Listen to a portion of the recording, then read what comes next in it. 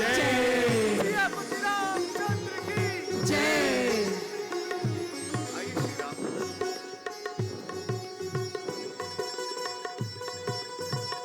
और इस तरह एक नई मुलाकात का द्वार खुल रहा है। महाराज सुग्रीव की, महाराज सुग्रीव की जय।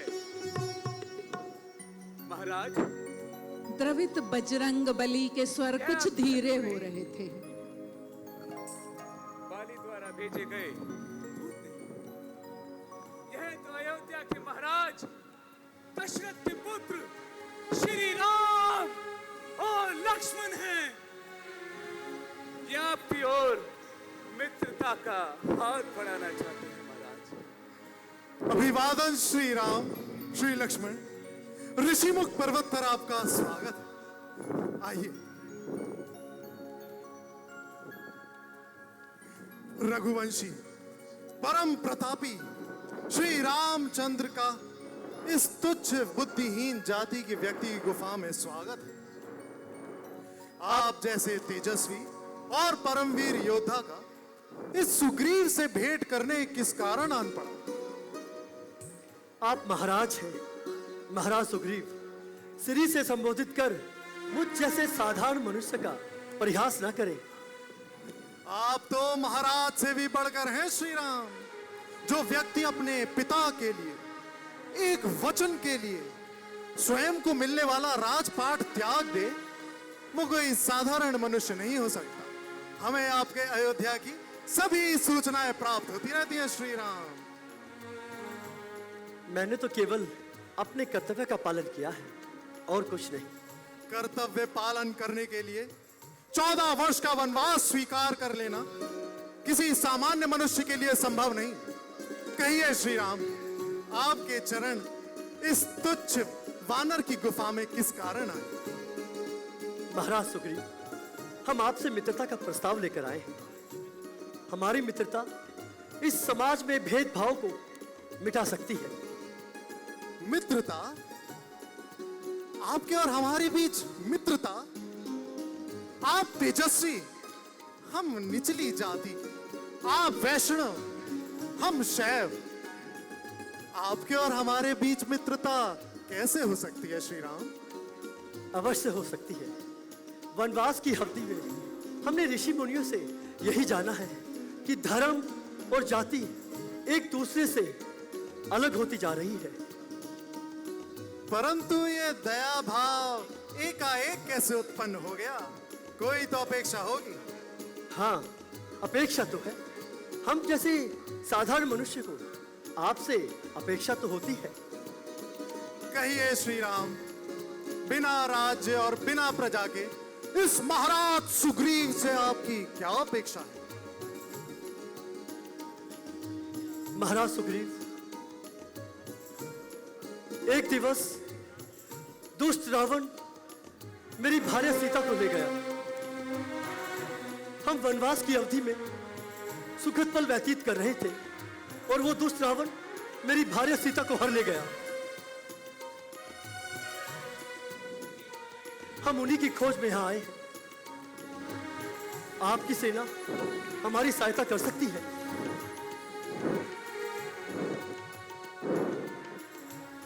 हे राघव, आपकी और महाराज सुग्रीव की कथा लगभग एक समान है। मुझे लगता है कि आपको आपस में सहायता के लिए मित्रता कर लेनी चाहिए। अवश्य।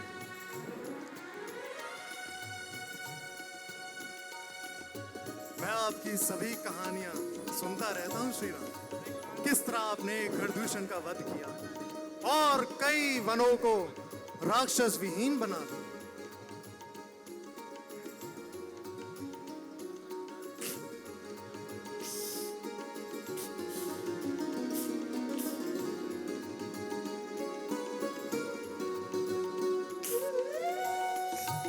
यही तो मेरा कर्तव्य था। आइए हनुमान।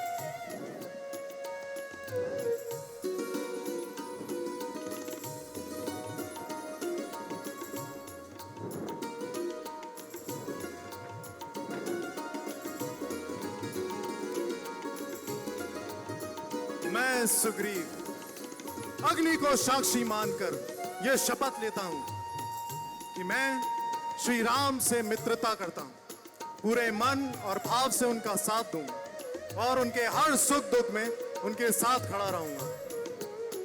मैं दशरथी राम अग्नि को साक्षी लेकर मैं अपने मित्र सुग्रीव को हर स्थिति में पूर्ण विश्वास के साथ अपनी मित्रता निभाऊंगा।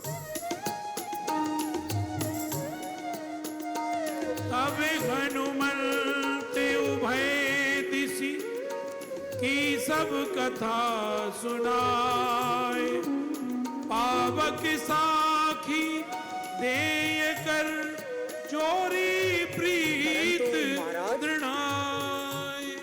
परंतु महाराज, वो राक्षस रावण बहुत शक्तिशाली है, अन्य शक्तियों का ज्ञाता, इस ब्रह्मांड के सबसे शक्तिशाली राजाओं में से एक। क्या आप उस राक्षस रावण के राज्य से परिचित हैं? क्या आप उस तक पहुंचने में हमारी कोई सहायता कर सकते हैं? कुमार लक्ष्मण, राक्षस रावण के अनेक राज्य हैं। वो पवन वेग से आकाश में उड़ने वाले अपने विमान पर चढ़कर प्रत्येक राज्य में गमन करता है। हाँ राजन, मुझे भी याद आया। कुछ दिन पहले मैं और मेरे वानर हंसी मजाक कर रहे थे तो आकाश में जाती एक स्त्री को रूपांतर करते हुए देखा और वो राम राम चिल्ला रही थी।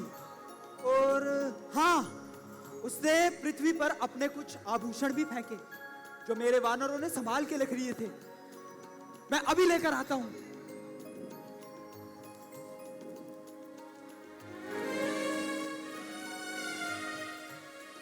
भैया, ऐसा प्रतीत हो रहा है जैसे इन्होंने हमारी भाभी माँ को ही देखा है।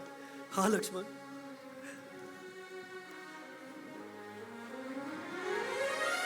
ये देखिए महाराज, ये कुछ आभूषण हैं, कान के कुंदन, पैरों की पायल।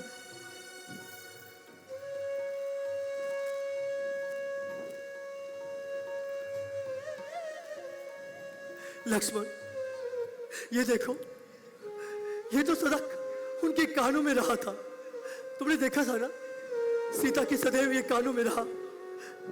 ये देखो, ये सभी आभूषण। नहीं भैया, मैं भाभी के कुंडलों को तो नहीं पहचानता, किंतु ये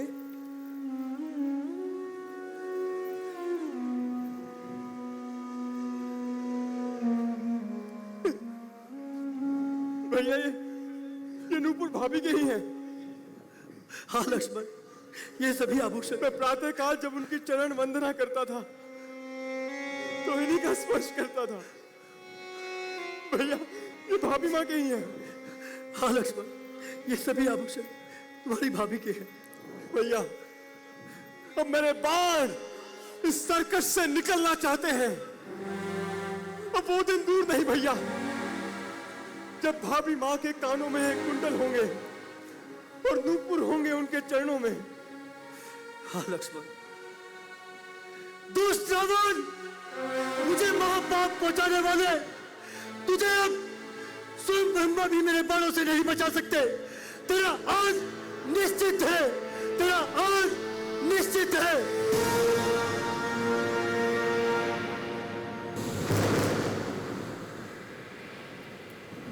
सुग्रीव जी,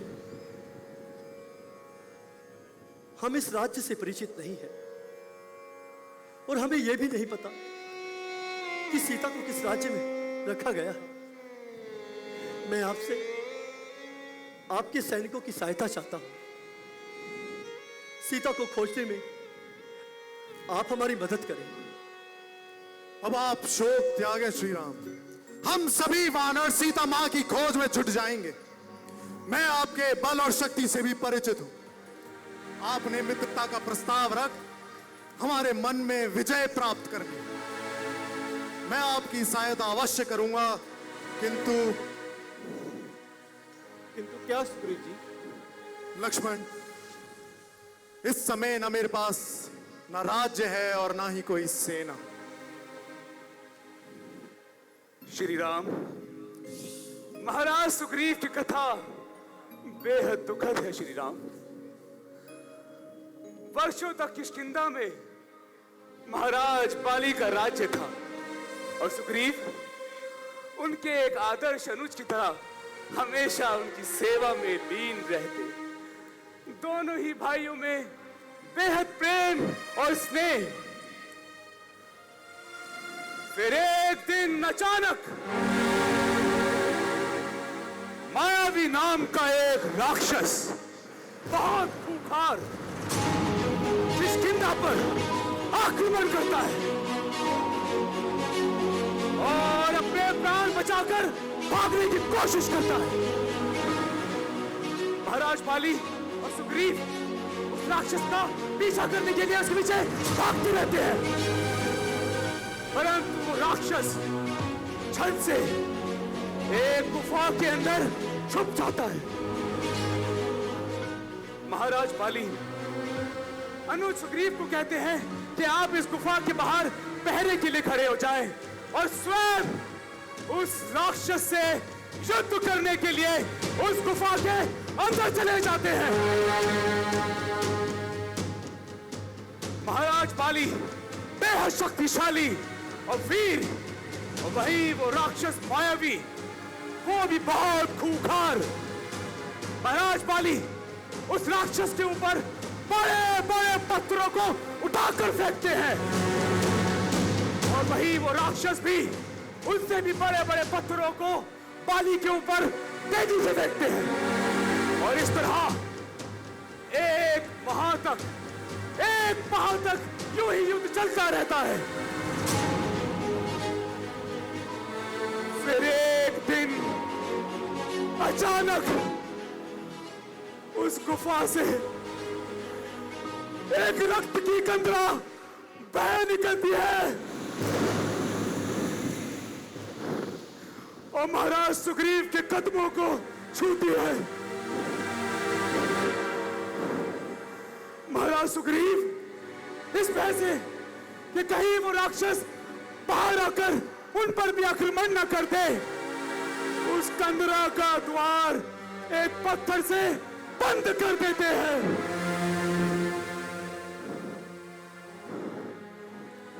श्री राम, जब मैं किष्किंधा लौट कर आया तो मंत्रियों ने राज सिंहासन को रिक्त देख मुझे राजा बना दिया, परंतु भाई बाली जीवित था।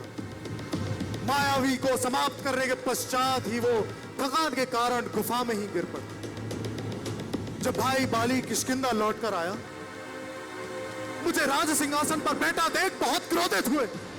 उन्होंने मेरी एक ना सुनी और मुझे राज्य से बेदखल कर दिया और यहां तक कि मेरी पत्नी भी मुझसे छीन ली।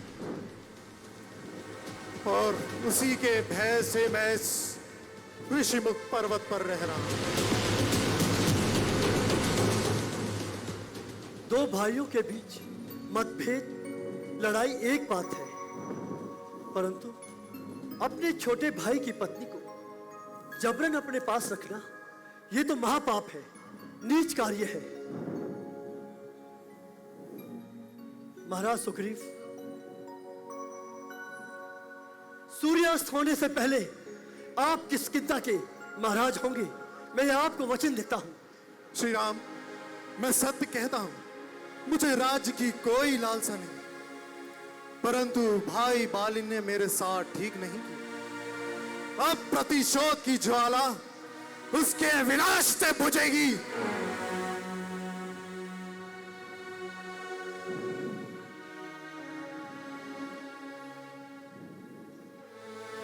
परंतु श्री राम, आप बाली को कम ना कहें। उसने कई अनुसंधान यज्ञ किए हुए हैं। वो सम्मोहन विद्या से सामने वाले की शक्ति आधी करके उससे विजय प्राप्त कर लेता है। परंतु ये तो छल है। ये तो एक प्रकार से अपने शत्रु को मूर्छित कर देने के बराबर है, और एक मूर्छित शत्रु पर प्रहार करना ये तो नियमों के विरुद्ध है। दक्षिण में ऐसे ही नियम चलते हैं लक्ष्मण। किसी भी प्रकार से शत्रु पर विजय तो फिर ये बाली मारा कैसे जाएगा? छल से। क्या? हाँ लक्ष्मण, जो योद्धा स्वयं युद्ध में छल का प्रयोग करे उसके साथ छल करना कोई दोष नहीं है। किंतु भैया ये मुझे अनुचित लग रहा है। अनुचित तो वो था जो अनेकों योद्धाओं को अपनी छल नीति से उसने संहार किया है। अब उसका भी संहार होना तय है। ठीक है भैया। हर हर महादेव!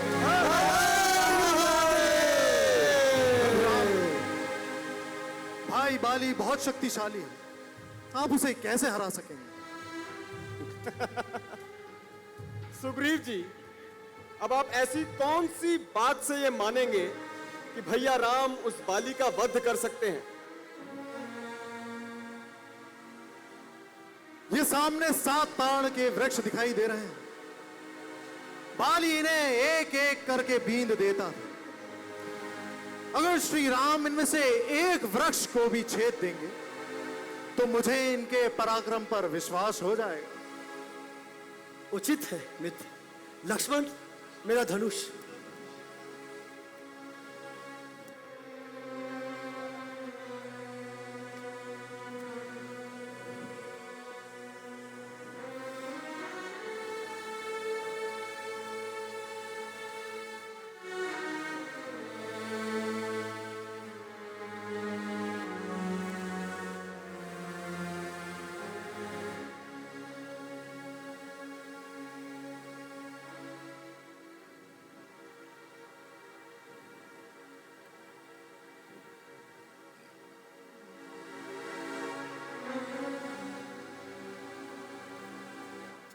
मित्र, मेरे बाण के आगे जितने भी वृक्ष आएंगे अपने आप कटते चले जाएंगे।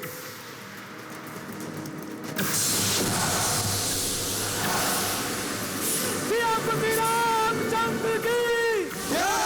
श्रीपति रामचंद्र की जय!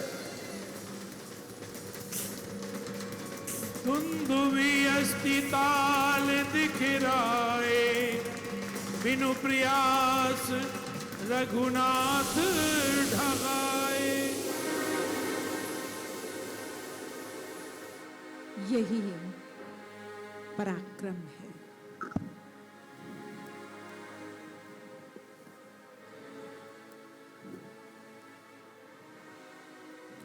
मित्र सुग्रीव,